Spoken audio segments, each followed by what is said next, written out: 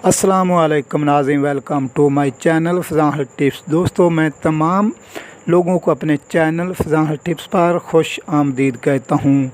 तो नाज़रीन, आज की इस वीडियो ख़ास इन औरतों के लिए है जो तहिया कर चुकी हैं कि जिनको अमल नहीं ठहर रहा और इनकी शादी को काफ़ी वक्त गुज़र चुका है और अमल नहीं ठहर रहा। अगर आप भी इस मसाइल से दो चार हैं तो इस मसले के लिए आपने ये वीडियो एंड तक वॉच करनी है, तो आपको इंशाअल्लाह अमल लाजमी ठहर जाएगा।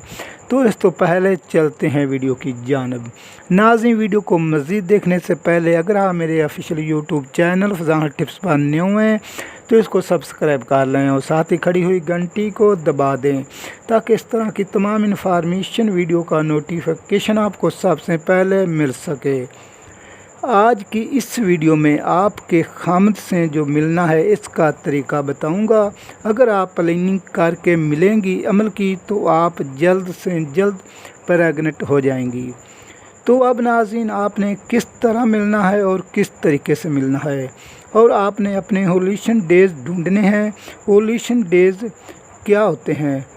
तो नाज़रीन, इस किसी औरत के अंडे दाने के खुलने के वो दिन होते हैं जो बच्चेदानी का मुंह जिस दिन ओपन होता है। वो क्या दिन होते हैं? इन दिनों में एग्स रिलीज़ होते हैं, एग्स बनते हैं और अंडे बनते हैं जिनके होने से अमल ठहरता है। जो अंडे बनने के दिन होते हैं वो आपने ढूंढने हैं। पीरियड्स के ऑफ दिन होते हैं।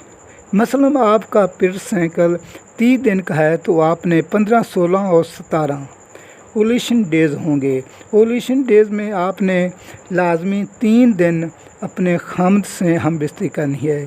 तो आपने इस दिन का ख्याल रखना है कि माहवारी के 3 दिन माहवारी के फ़ारिग होने के बाद और 3 दिन ओव्यूलेशन डेज़ वाले 6 दिन आपने अपने खामद के साथ हम बिस्तरी करनी है। और ये 6 दिन हम बिस्तरी करने से इंशाअल्लाह आपको अमल ज़रूर ठहर जाएगा। तो नाज़रीन, मैं उम्मीद करता हूँ कि आज की वीडियो आपको काफ़ी पसंद आई होगी। वीडियो अच्छी लगी हो तो वीडियो पर लाइक शेयर कमेंट ज़रूर करें। मुझे अपनी दुआओं में याद रखें। नाज़रीन, इस वीडियो को देखने के लिए शुक्रिया। अल्लाह हाफ़िज़।